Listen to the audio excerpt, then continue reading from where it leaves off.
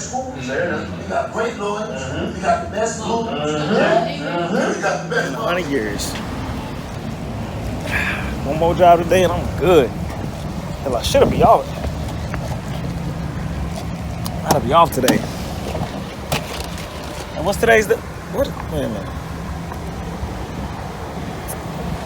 Today is the 1st. Oh shoot, man.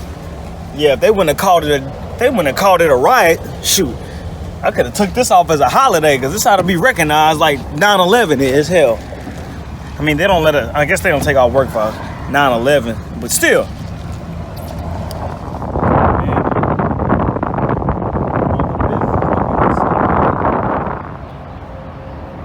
It's my ancestors. This is what we got. This is the beauty of what we can do whenever.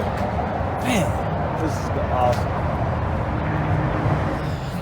Had to work all day. Missed out on all the festivities, but it's all good. This is pretty.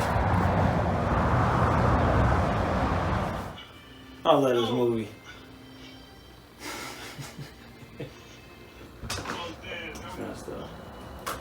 Oh, Benny, what's good, man? Man, I had a crazy day. What up? What happened? Crazy. I was watching the news and they were talking about this race riot, Tulsa race riot. Yeah, you mean massacre, right? The news said it was the Tulsa race riot. So, I assumed it was like a riot back then, pretty much like you know how the 20s were. So, what else the news say then? Well, crazy. Like they were talking about there was a skirmish at the courthouse or whatever, and they were trying to save Dick Rowland, and shots went off, and all hell broke loose. And at the end of the riot, whatever is, it said that I don't know, like maybe about 30 people or so died. 30. Yeah. See, that's what, and people wonder why I don't watch the news. Well, I guess for the weather, but even the weather be lying too sometimes. Tell you it's gonna be freezing and it'll be hot outside. But anyway, so is this your first time? Like this your first time like hearing about like the whole incident? Yeah, like this is the first time I ever heard about it. I had no idea. See, this is exactly what they try to do with all our history. Just try to. It's like. It's as if they only. It's like. It's crazy how they're the ones telling our story. And, of course, they conveniently leave stuff like this out. But, first things first, this was not a riot. A riot is not controlled. It's like it's spontaneous. It's like it's out of control. It's like, you know, like now, of course, did it seem like it was out of control? Yeah. Was it chaos? Sure. But that would be like if it just happened out of nowhere and nobody knew why it happened.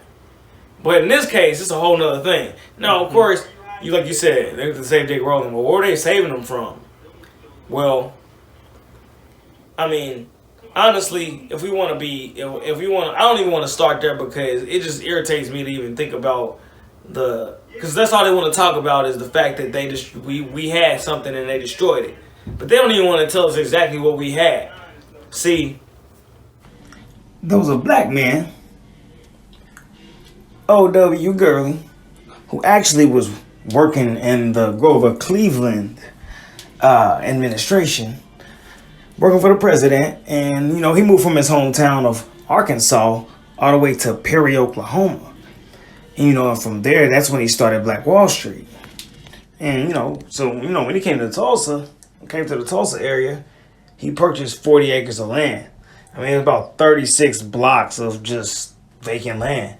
And from there, he started selling it to us, selling it to more black people. You know, that way we could, you know, that way we can own the land. That way we can start businesses and start building homes, things like that. Black Wall Street, Greenwood, that whole area was like a small town. I mean, imagine Broken Arrow, but like right next to downtown. So it's like a whole other suburb. Yeah, hey, that's impressive. Like, like the town of Omuggy has about roughly 13,000 people ish in that area. Black Wall Street had 10,000, and that was in a 40-mile. That was like 40-mile radius. So, I mean, right on the other side of downtown, where you see OSU, right where you see where OSU Tulsa is, like that used to be businesses on Black Wall Street. That's why you have those churches over there. Some of those churches. You're telling me that they did this back then, man. Oh yeah, I mean, I know. It sounds crazy. I mean, when I first heard about it, I was just like, wait, you mean to tell me like black people in Oklahoma was thriving, like actually thriving, making money, making millions, like what would equate to like hundreds of millions of dollars now is what they were worth back then. And it's crazy to think about that because, you know, with the way they teach us history in school and all that, you wouldn't even think that black people even ever had any type of economic power like this. Like I've never learned that in school at all. Right. I mean, you know, because I mean, Otto Gurley, he wanted to have this is what he wanted. So, you know, he started selling his land to black people, which they would turn that either they would resell the land or they'd set up shop and have businesses, homes, things like that. Like, you have like J.B. Stratford. He had the Stratford Hotel. That was one of the most popular hotels, and that is like right there. You know where Burnham is? Mm-hmm. That, you know, that field that's like right next to their church that they always have stuff going on right there. That's where Stratford Hotel was, and it was huge. But you're trying to like, but how did it fit? Because the highway's right there. That's why they built Highway 244, was to destroy what Black Wall Street was trying to do, because before they bombed and set us on fire and robbed us and looted us and everything else, which lets you know like that sounds like a riot, I get it. But when you realize why they were doing it, I mean, you're talking about one of the most wealthy like neighborhoods and communities in the entire nation. Not just black, but in just period. And all the black people are like, yo, we moving to Tulsa because they booming. Because I mean, like, honestly, I don't think anybody had ever actually seen anything like it as far as like black people. I mean, imagine black people actually working together instead of against each other like it is now. I mean, that's what we really had going. And they technically, I mean, like, that's where Dick Rowland comes in. It's like they had to have a reason they had to have some sort of reason that, like, how could we get them? We can't just go out there and just try to start something with them for nothing. We gotta have something to go off of, so that way we at least feel justified about what we're about to go do. You know how people are. But yeah, that's where Dick Rowland comes in. Now, what do you know about what do you know actually about Dick Rowland and his whole story? Not much.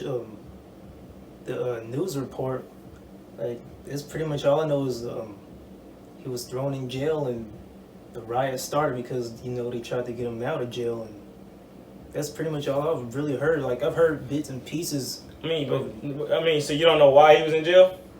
Oh yeah.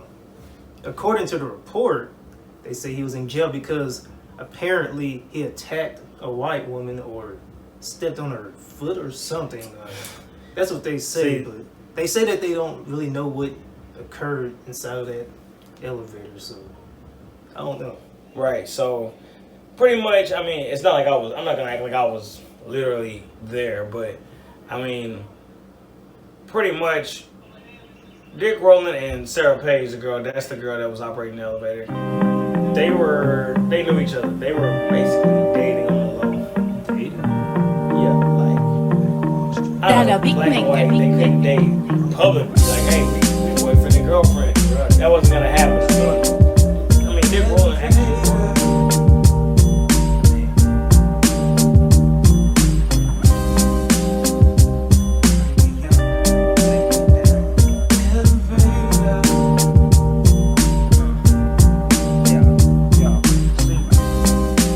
Started on the street, hard days work now, I gotta go and pee. And one direction was my home, the other way was a girl that I really wanted to see. See, I'm just trying to keep the peace. I didn't want to use a tree. And this girl was so so I took that risk and walked to the Drexel. Take me to the second floor, elevator doors closed, can't wait a second more. She said, baby, you the one that I've been waiting for. I know we made up before, well, let's make some more. Then we started touching, elevator doors open, acting like it's nothing.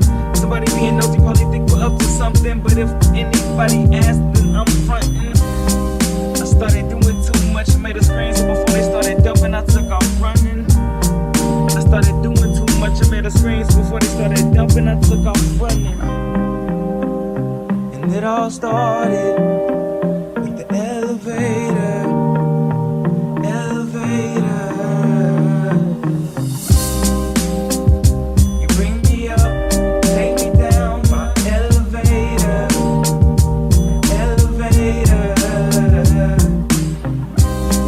Nobody knows what really happened.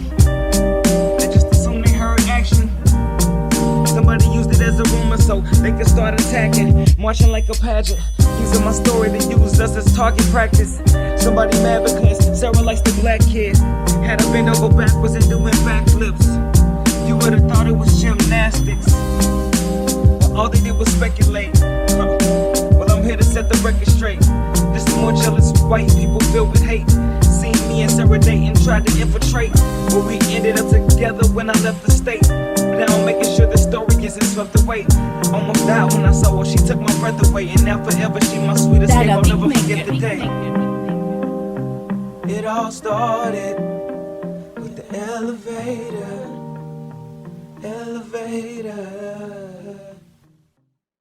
And it was probably at least 300. And that's probably lowballing. Wow. How many people were dead? Wow. And they say 30 something? 30, man. Wow. Man, come on, man. That's 30? But we even call it a riot? I mean, that ain't even a lot of people. I mean, I'm not saying that 30 is too many too, but nah, they just really tried to really lowball that so that way you wouldn't feel like, oh, I mean, dang, they killed 30. It's like, think about it, if you're just like, then they killed 30 of our people. Dang, that's messed up. You don't feel as bad as 300. You don't feel as bad as 300 or thousands. I mean, thousands of us lost our livelihoods. Like, and that's crazy. Like, your name, Ben. There's a guy, Big Ben. He had a tailor shop on Black Wall Street. Like me. My name is Bill. I tell people all the time, I don't know if it's true or not, but I tell people I was named after Bill Wood. Bill Wood had a cafe on Black Wall Street. But, you know, it's kind of cool, like, I mean, you never know. I mean, I know I got, like, an uncle or, I know I got a relative or something that's from Black Wall Street, that's why I like to wear the shirt. But, you know, it's just little stuff like that, and it's just messed up that you wouldn't even know it. I mean, we be out here struggling here in Tulsa, and you wouldn't even, the only reason that the news talking about it is because it's the centennial. That's the only reason they talking about it, because they'll get publicity for it, because we'll see it. We'll actually watch it. Like, that's ratings. That's how they get their numbers up. So, of course, they're going to talk about it right now, just like half the other people in town. They're going to talk about it because it's been 100 years and they can make some money off of it. But that's why we need to tell our story. We ain't finna let them tell it. We're going to tell it because, I mean, I think it's our duty. I mean, don't you think that? Yeah, definitely. I agree. Yeah, I mean, I just think that it's our time to go ahead and just show people that, you know, and tell people, like, and not even just about, like, the massacre, about the fact that we had 600 businesses, we had a bunch of churches, we had libraries. I mean, we were thriving. We were a city, basically, in our own. Greenwood was a city in its own right. And then, after they burned it down, we brought it back. The only reason you don't see that is because they put I-244 right in the middle of it, so that way you have to knock down businesses then whenever you're building a highway. Boom. Perfect reason to knock it down. Just make it seem like, let's start it from way back somewhere, so that way it don't seem like we're doing it because of them. But this is the only reason. We don't even need this. We already got 3 highways already. But let's add a 4th one so we can destroy Black Wall Street for good, because we brought it back in the 60s. In the 70s, and then that's whenever they decided to bring I-240 board, and yeah. So wow, this is a lot to take in. I had no idea about all of these details and how great it was. And yeah, it was. and you're right. We have to tell our story. Yes, We can't let history repeat be covered itself. up.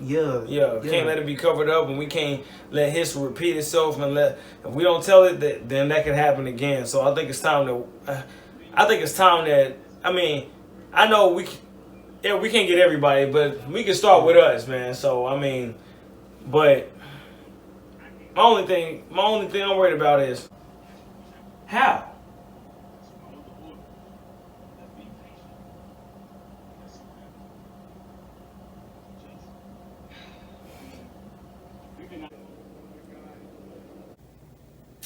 But man, let's be real.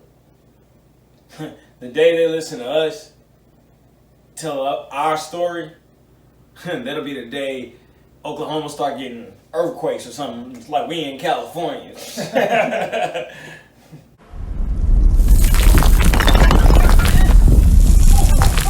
man.